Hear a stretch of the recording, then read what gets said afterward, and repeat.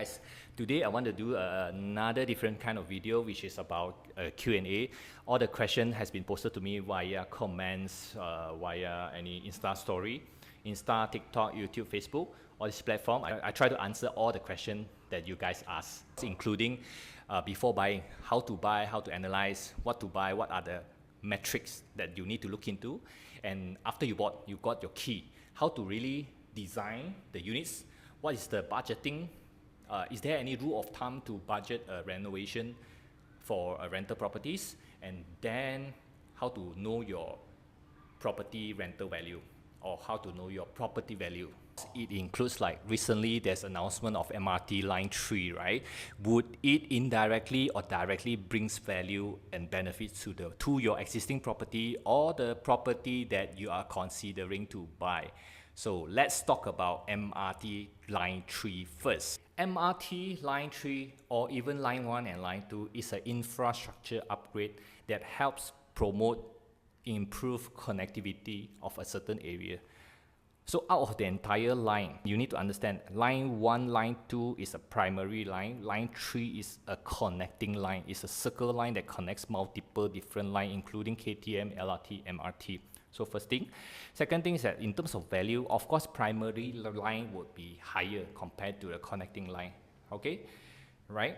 So after identify these things, you need to also understand which area are you looking at, which area will actually benefit the most in terms of property value.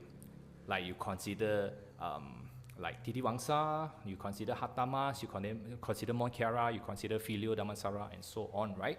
So each of the area, if you were to be so gung-ho to study every area, it takes time, right? So start off with your familiar area first. By looking at MRT line 1, line 2, right? It tells us it doesn't bring immediate value increase in terms of property price and in terms of rental price. It wouldn't be like announced and then straight away will go up 5%, 10%, or even when the MRT completed, right? During MRT line 1 and line 2, you doesn't see the property value and the rental goes up immediately, like obviously difference. It's about the same probably, but the rental demand gradually goes up. So we come to talk about rentability. It consists of two criteria or two elements. Rentability is a rental amount that you can charge, and of course the rental demand. How fast can you rent the unit out?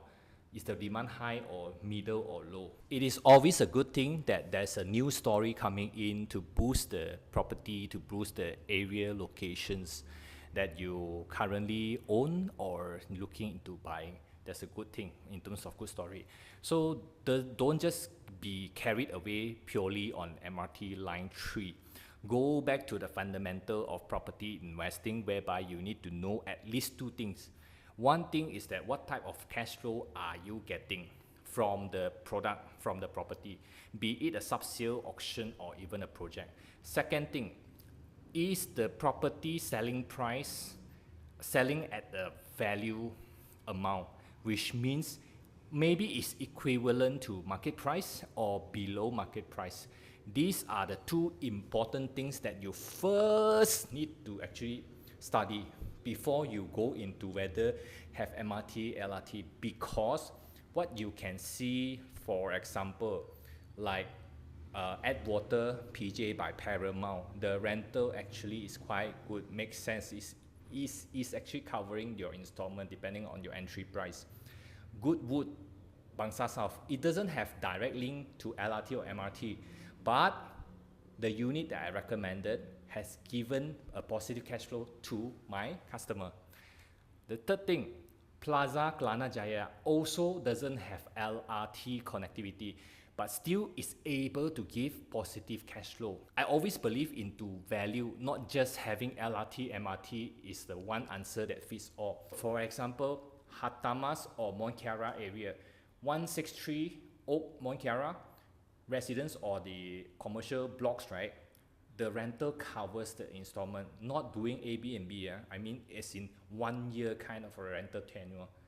It covers the installment, and during that time back then, the entry price actually makes sense with the more it makes 163 that the only residence that has a mall below, which is successful mall, happening, valuable mall, compared to Plaza Moncara, compared to One Moncara next door and opposite. So these kind of use cases and example actually makes a lot of sense for our experiment, for our studies. So just don't look at just because of LRT connected and MRT connected, then straight away thinks that the property is good. It may be good in some factor, but also need to look into whether the LRT, MRT actually brings a lot of direct value benefits to the property or not. It doesn't make sense to buy a property which is doesn't pass the two important criteria, even though it has MRT or LRT connectivity, right? Then you are able to validate, oh, buy property doesn't make money. You need to buy the right products. It's not easy. It's very, very, very hard to actually buy something that you can make money from property in a shorter term, let's say in 5 years term. Even paper gain lah. If you see something like you bought already, be it project or sub-sales, after completed around 3 to 5 years time, you see the asking price on iProperty or Property Guru is higher than your purchase price with the developer or the sub-sales, the previous owner. Yeah, it's very, very, very hard one to find these kind of things. Unless you are buying at the below market value, you buy at a very nice price, then yes, in 3 to 5 years time, you can see that there's a capital gain. The next time when someone tell you, oh, LRT connectivity, MRT connectivity, sure make money, sure the rental can cover, no, just don't care about it.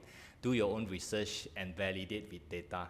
If you don't have the information and data, just speak to someone that you might think they know their things, they know their product.